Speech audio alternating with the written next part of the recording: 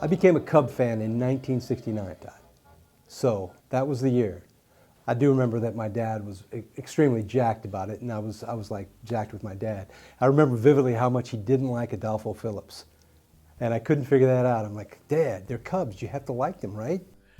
Well, like most Cub fans, I became a Cub fan through my father. In our family, you're born Cub fans. There's not much of a choice involved.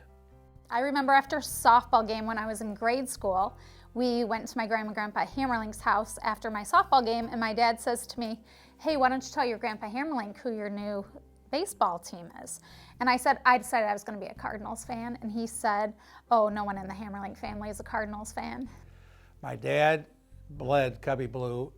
His mother, his father were all about baseball, all about the Cubs, and it just became osmosis. All the kids, my brother who came 4 years after, my sister who came 4 years after, we were a Cubby from day one. Oh my gosh, he was the biggest Cubs fan. Not just the Cubs, but Anthony Rizzo as well. But I think Jordan's first name before he could even say mom was Aramis Ramirez, who played for the Cubs. So he was a huge fan from the start. The whole family was just kind of Cubs fans. My grandma Sarah always had the game on in the afternoon.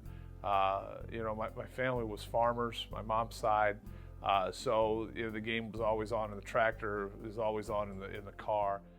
It's kind of an odd story because my father was raised in Missouri, in the heart of Cardinal country, in a little town called Berrien, Missouri, about an hour and a half north of St. Louis.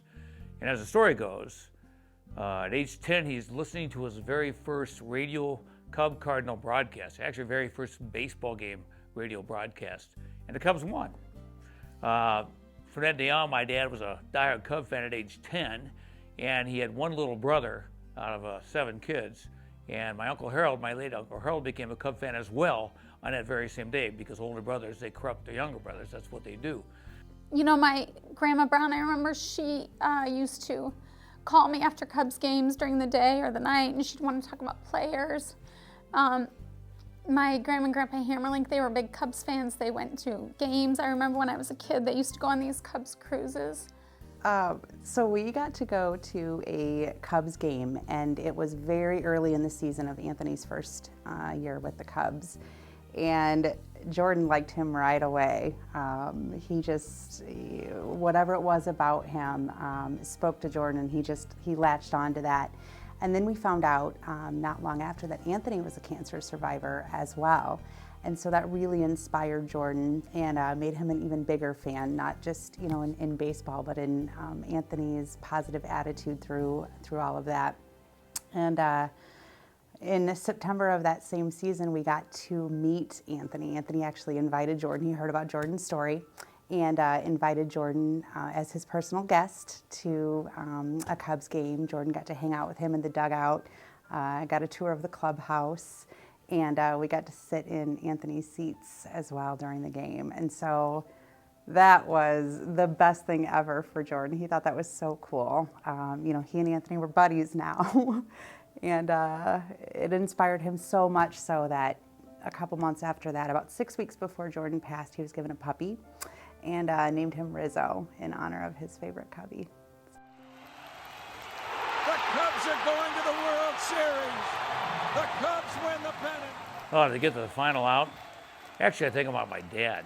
Well, he'd be ecstatic.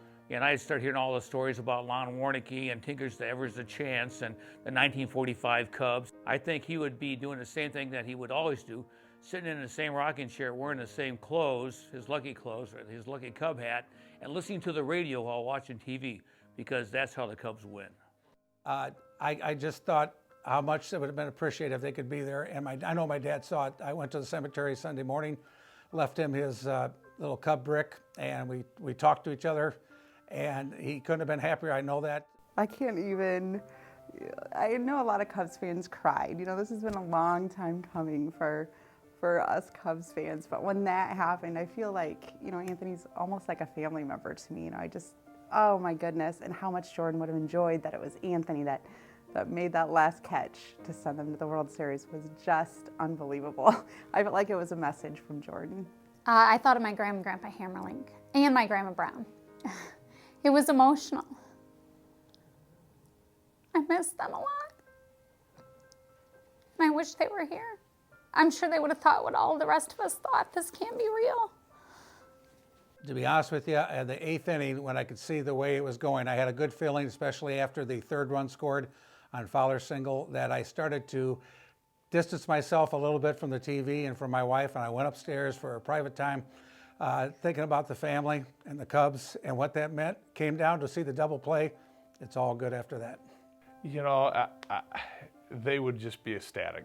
You know, they would just be all smiles. You know, they were people that just loved the Cubs and just wanted to see them win one time. You know, that was a team they had grown up with, and they talk about the Cubs being a generation. And like I said, part of me wants to go to my grandma's house and sit at the table that she would have been sitting at to watch the game in the World Series. You know, I know where she'd be sitting. I know where she'd be watching. You know, she'd have a bowl of popcorn, you know, made up and watching the game.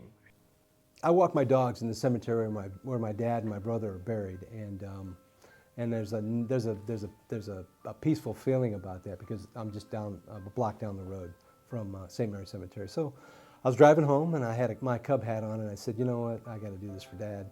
So just drove by and said, hey, they did it, Dad, you know, and put the hat on the gravestone and left it there overnight, but then I went back and got it the next morning because I needed it to play golf. It's so exciting right now what's happening with the Cubs, and to be able to watch this, you know, on TV. And, you know, there's this part of me that, gosh, a huge part of me, obviously I wish Jordan were here to watch it with me and, you know, and just to enjoy the games with him, but he definitely has the best seat in the house for sure.